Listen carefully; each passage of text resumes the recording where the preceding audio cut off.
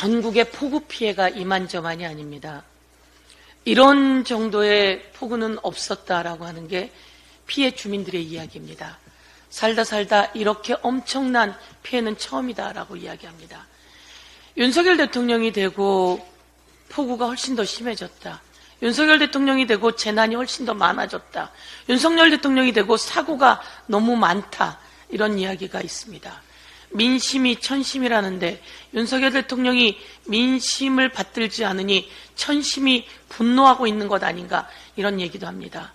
이렇게 엄청난 재난으로 국민들이 고통받고 아픈 이 상황에서, 재난 복구도 제대로 되고 있지 않은 이 상황에서 대통령은 호놀룰루로 떠났습니다. 그리고 대통령은 제대로 대책을 세우지 않았습니다. 여러 번 이야기를 했지만 대통령 지시사항은 딱 한 줄이었습니다. 이번 장마에도 피해 대비를 철저히 할 것. 대통령의 지시사항은 딱 한 줄이었습니다. 이번 장마에도 피해 대비를 철저히 하고, 피해가 올 때는 확실히 복구하고, 피해가 커지면 재난지역을 선포하고 등등 해야 될 일이 엄청 많습니다. 피해 대비를 철저하기 위해서 지자체장이 현장으로 나가라, 하수도 시설은 제대로 되어 있는지, 물 빠지는 시설은 제대로 되어 있는지, 댐은 제대로 되어 있는지 보라고 해야 함에도 불구하고 대통령은 딱 한 줄 남기고 해외로 출행랑했습니다. 그런데 지금도 대통령은 제대로 복구하고 있는 일이 없습니다. 빨리 곳곳에 재난지역을 선포하고 그리고 예산을 내려서 복구할 수 있도록 해야 합니다. 피해자들에게 보상도 제대로 해야 합니다. 대통령이 빨리 움직이지 않으니 저희 더불어민주당이 더 빨리 움직이도록 하겠습니다. 국민 여러분, 아프시지만 피해 복구에 전력을 다해 주시고, 오늘 이 얘기 꼭 하겠습니다.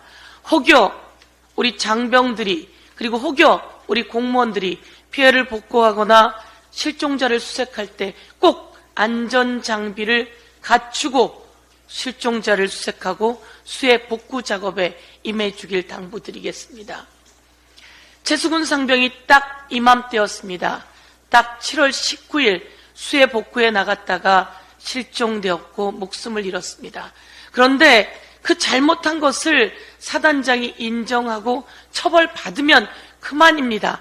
그러면 될 것을 거기에 이종호가 괜히 개입을 해가지고 이 사단이 났다라고 말을 하는데, 이종호가 괜히 개입을 했는지, 윤석열 대통령이 전화를 받았는지, 그래서 국방부 장관에게, 국방부 차관에게 그 난리치는 전화를 했는지, 그리고 자꾸 어른거리는 이종호가 함께했던 김건희 여사의 그림자는 대한민국을 더 병들게 하고 있습니다. 지금 우리가 이거 이야기해야 할 때입니까? 그런데도 이 상황이 만만치가 않습니다. 오늘은 이런 이야기를 해보겠습니다. 임성근 사단장이 지시도 잘못했고 지휘도 잘못했고 지도도 잘못했습니다.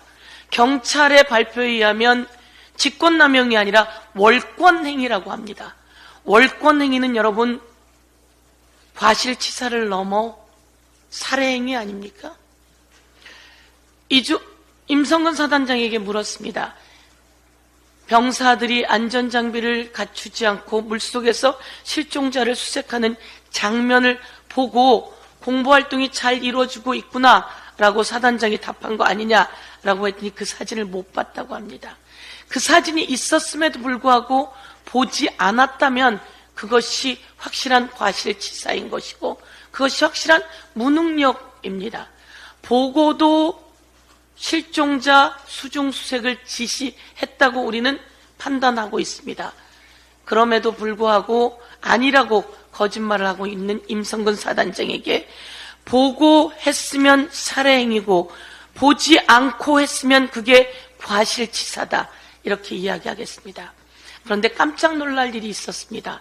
임성근 사단장이 누구에게 구명 로비를 했는지, 아니면 이종호가 구명 로비를 했는지, 대통령이 직접 나서서 구명 로비를 했는지, 이 모든 것이 의혹과 의문입니다. 그런데 하나하나 밝혀지고 있는데 5개월 전에 공수처가 임성근 사단장의 휴대폰을 확보했다고 합니다. 그 휴대폰에 누구와 통화를 했는지 통화 내역이 나와야 합니다. 그런데 아직도 나오고 있지 않았습니다. 왜 그런가 우리는 궁금해 했습니다. 그런데 공수처가 그리고 군사법원이 그 통화 내역을 허가하지 않았다는 겁니다. 5개월 동안 말입니다. 그리고 임성근의 휴대폰에는 비밀번호가 걸려 있었다고 합니다. 임성근 이거 증거인멸 아닙니까? 잘못해서 이 세상이 이렇게 떠들썩한데 비밀번호를 걸어놓고 공수처에 제출한 거죠. 그런데 공수처는 말이죠, 5개월 동안 이 비밀번호를 풀 노력을 안 했던 거 아닙니까?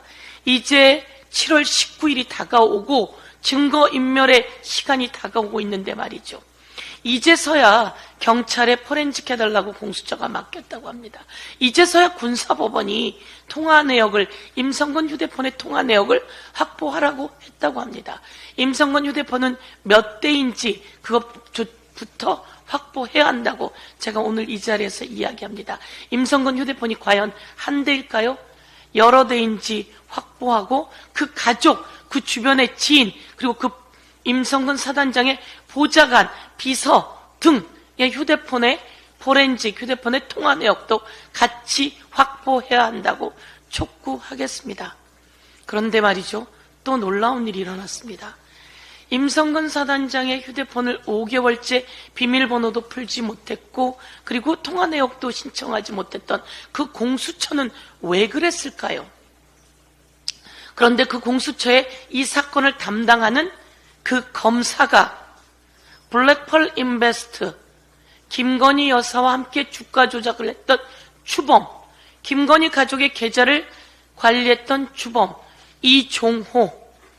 이종호의 도이치모터스 주가 조작의 변호사였다는 겁니다. 공수처 이 사안을 담당하고 있던 검사가 이종호의 변호사였다니 정말 천지가 요동칠 일 아닙니까? 그리고 공수처 차장검사의 직무대행을 했던 송창진 공수처 수사 2부장도 블랙펄 인베스트 이종호의 변호사였다고 합니다. 그래서 이번에 이 두 사람이 이 사건에 회피를 한다는 둥, 조치를 취한다는 둥 하는데 정말 사실인 모양입니다.